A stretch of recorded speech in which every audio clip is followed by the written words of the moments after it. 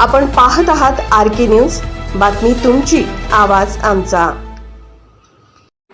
राष्ट्रीय pulse polio मोहिमेचा आरोग्यमंत्री तथा पालकमंत्री प्रकाश आंबेडकर यांच्या हस्ते उद्या शुभारंभ।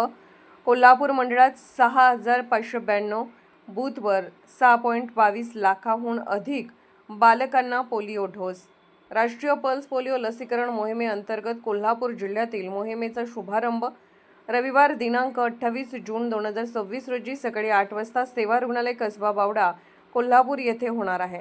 सार्वजनिक आरोग्य व कुटुंब कल्याण मंत्री तथा कोल्हापूरचे पालकमंत्री प्रकाश आंबेडकर यांच्या शुभ हस्ते कार्यक्रमाचे उद्घाटन होणार आहे। भारताला मार्च 2014 मध्ये पोलिओ मुक्त देशाचा दर्जा मिळाला असला तरी शेजारील काही देशांमध्ये पोलिओचा प्रचार सुरू असल्याने खबरदारीचा उपाय म्हणून राष्ट्रीय पल्स पोलिओ मोहीम सातत्याने राबवण्यात येत आहे। महाराष्ट्रात 1995 पासून ही मोहीम सुरू असून कोल्हापूर जिल्ह्यात आतापर्यंत 59 फेऱ्या यशस्वीपणे पार पडल्या आहेत। जिल्ह्यातील शेवटचा पोलिओ रुग्ण 23 ऑगस्ट 1999 रोजी शेवडी तालुक्यातील करंजोशी येथे आढळला होता।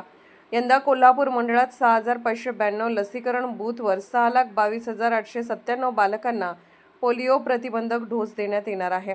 त्यापैकी कोल्हापूर जिल्ह्यात 2089 बूथवर 2,86,917 बालकांना पोलिओचे 2 थेंब पाजण्यात येणार आहेत। दिनांक 29 जून पासून घर भेटीद्वारे लसीकरणासाठी जिल्ह्यात 2,05,72 पथके कार्यरत राहणार आहेत।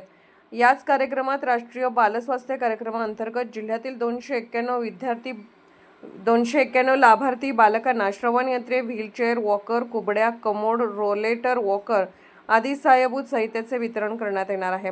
सन 2025-26 मध्ये 5008 बालकांना चष्म्याचे वाटप करण्यात आले असल्याची माहितीही यावेळी देण्यात आली।